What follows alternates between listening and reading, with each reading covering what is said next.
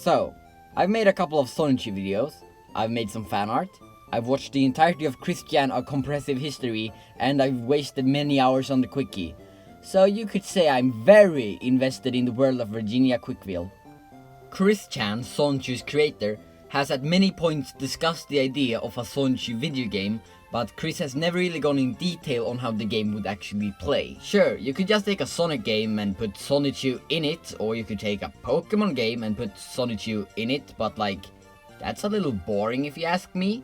So I'm gonna say how I would make my own Sonichu game if I had the time and talent. What is a great game without a great story? Or rather, what is Sonichu without a great story? In Sonichu Issue 1, Metal Sonichu gets sent to the moon and they tease that he will one day return, but at the time when I record this has not happened yet in any of the comics. So that's what I would make my Sonichu game about.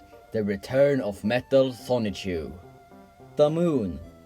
What now?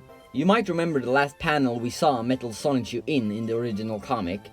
I was thinking, what if that's no moon? That's a space lab thingy. And I was thinking that it maybe belongs to Dr. Ren Skysore, Metal Sonichu's creator. So from the space lab thingy, Metal Sonichu tries to contact Dr. Skysore and tries to get help to get from the moon and back to Earth.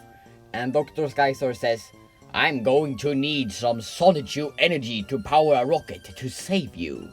So that night Dr. Ren Skysore kidnaps every single Sonichu in the world, except one.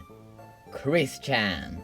Many of you true and honest Christian fans probably already know that Chris has a Sonichu transformation, and that's because Chris is half Sonichu. So now the fate of the world lies in Christian's hands.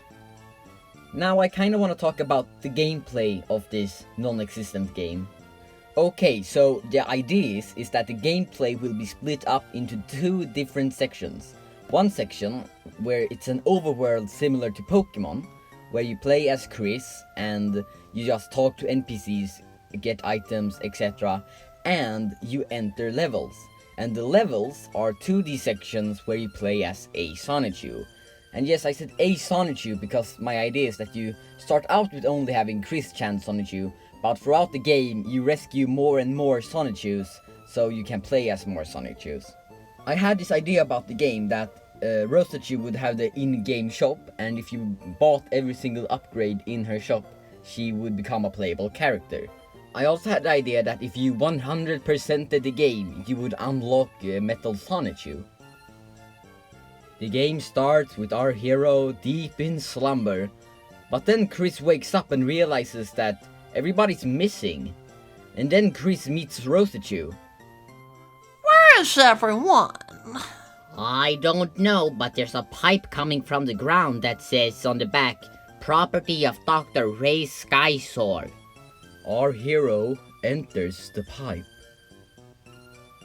and ends up in the first level of the game. These 2D sections wouldn't be carbon copies of old Sonic games, no. They'd focus more on getting upward than running fast, because you have to get to the top of the mountain to save a Sonichu.